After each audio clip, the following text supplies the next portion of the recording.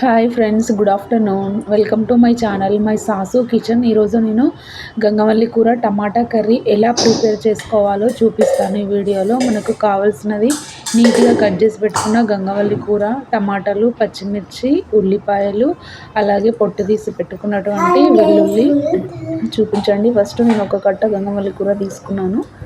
అది మంచిగా వాష్ చేసి పెట్టుకున్నాను. కావలసిన పదార్థాలు అయితే అవి: ఫస్ట్ స్టవ్ ఆన్ చేసుకొని ఒక బౌల్ పెట్టుకొని దానిలో ఆయిల్ వేసాము. తర్వాత జీలకర్ర, ఆవాలు, నెక్స్ట్ ఉల్లిపాయ ముక్కలు, పచ్చిమిర్చి వేసాము. అవి ఫ్రై అయ్యేంత వరకు మనం మంచిగా కలుపుకోవాలి. పచ్చిమిర్చి ఉన్న ఉల్లిపాయలు ఫ్రై అయ్యేంత వరకు వెయిట్ చేయాలి.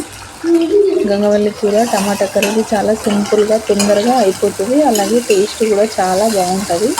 యాక్చువల్గా మెయిన్గా సమ్మర్లో అయితే గంగవల్లి కూరతోని పప్పు చేస్తారు, కానీ ఈ కర్రీ కూడా చాలా బాగుంటుంది. హెల్త్కి కూడా చాలా కూలింగ్ ఇది కర్రీ. చాలామందికి తెలియకపోవచ్చు, గంగవల్లి కూర తెలంగాణ సైడ్ అయితే తెలుస్తుంది. నెక్స్ట్ వచ్చేసి పసుపు వేసామండి. ఆనియన్స్ అండ్ పచ్చిమిర్చి ఫ్రై అయిన తర్వాత పసుపు వేసాము. అవన్నీ కలిసేలాగా నెక్స్ట్ కొంచెం అల్లం వెల్లుల్లి పేస్ట్, నెక్స్ట్ వచ్చేసి ఇవన్నీ కూడా మిక్స్ అయ్యేలాగా మంచిగా కలుపుకోవాలి. చాలా తొందరగా అయిపోతుందండి కర్రీ. ఒక 10 మినిట్స్లో కర్రీ రెడీ అయిపోతుంది. చాలా బాగుంటుంది. మన టమాటా మెంతి కూర ఎలా ఉంటుందో ఈ కర్రీ కూడా డిఫరెంట్ టేస్ట్, చాలా బాగుంటుంది. మనం అల్లం వెల్లుల్లి పేస్ట్ అవన్నీ పసుపు వేసాం కదా, అవన్నీ మంచిగా ఫ్రై అయిన తర్వాత నెక్స్ట్ వచ్చేసి కట్ చేసి పెట్టుకున్నటువంటి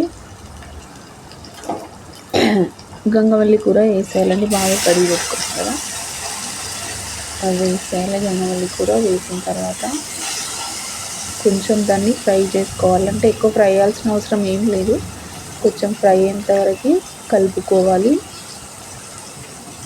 కలుపుకున్న తర్వాత నెక్స్ట్ టమాటాలు వేసేయాలండి. గంగవల్లి కూర కడగడం అయిపోయిన తర్వాత, వేసడం అయిపోయిన తర్వాత టమాటాలు వేసేయాలి.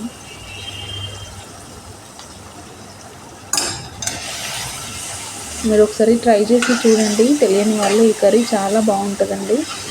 సింపుల్గా మనం ఒక 2 కట్టల గంగవల్లి కూర తీసుకుంటే ఒక 4-5 టమాటాలు వేసుకోవాలి. టమాటాలు కొంచెం ఎక్కువ వేసుకుంటేనే బాగుంటుంది. చూసారా, గంగవల్లి కూర కొంచెం ఎక్కువ ఆయిల్లో కలిసిపోయేటట్టు ఫ్రై అయిన తర్వాత కలుపుకోవడం అంతే. మీరు కూడా ఒకసారి ట్రై చేసి చూడండి. చాలా టేస్టీగా ఉంటుంది కర్రీ, డిఫరెంట్ టేస్ట్ ఉంటుంది, బాగుంటుంది. నెక్స్ట్ వచ్చేసి టమాటాలు వేస్తున్నామండి. టమాటాలు కూడా వేసేసాము. గంగవల్లి కూర పైనుండి టమాటాలు వేసేయాలండి అంతే. టమాటాలు వేసిన తర్వాత ఏమీ కలపాల్సిన అవసరం ఏం లేదండి. టమాటాలు వేసిన తర్వాత నెక్స్ట్ టమాటాలు మంచిగా అట్లా వేసేసుకొని దానిపైన మనం ఫస్ట్ పొట్టు తీసి పెట్టుకున్న వెల్లుల్లి వేయాలండి. నెక్స్ట్ వచ్చేసి వెల్లుల్లి వేసిన తర్వాత వెల్లుల్లి ఇట్లా పైన వేసేయాలండి. దాంట్లో ఉడికిపోతాయి అవి ఆటోమేటిక్గా. తర్వాత కర్రీకి కావాల్సినటువంటి సాల్ట్, రుచికి సరిపడా సాల్ట్ రుచికి సరిపడినట్టు ఉప్పు వేసుకోవాలండి. ఉప్పు వేసుకొని మనం మూత పెట్టుకోవాలండి అంతే. ఇక ఉప్పు వేసిన తర్వాత మనము కర్రీ పైన మూత పెట్టేసుకోవడమే. ప్లీజ్ ఫ్రెండ్స్, ఈ ఛానల్ చూసే వాళ్ళందరూ ప్లీజ్ సబ్స్క్రైబ్ చేసుకోండి ఛానల్. ఇట్లాంటి మీకు మంచి వీడియోలు చాలా వస్తాయి. పచ్చిమిర్చి ఆల్రెడీ వేసామండి. ఒకవేళ మనం కారం ఎక్కువ తింటే కొంచెం కారపొడి వేసుకోండి. ఎందుకంటే పచ్చిమిర్చి ఎక్కువ కారం ఉండకపోతే కర్రీ టేస్ట్ బాగుంటుంది. అందుకనే కొంచెం మేము కారపొడి వేసామండి.